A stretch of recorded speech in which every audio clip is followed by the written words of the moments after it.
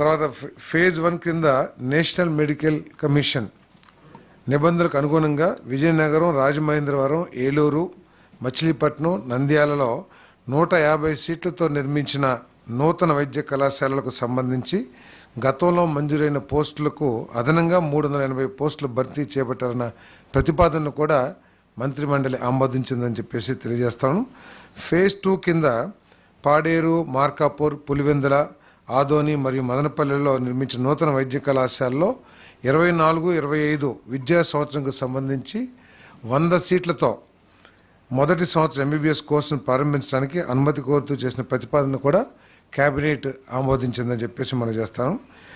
National medical commission నూతన నిబంధనల అవసరాలకు అనుగుణంగా నిర్ణయం తీసుకోవడం జరిగింది. ఈ సందర్భంగా గుజరాత్లో ఉన్న పీపీపీ మోడల్ను అధ్యయనం చేయాల్సిందిగా కూడా ముఖ్యమంత్రి గారు సంబంధిత శాఖ అధికారులని, మంత్రి గారిని కూడా ఆదేశించడం జరిగిందని చెప్పేసి మనం చేస్తాను.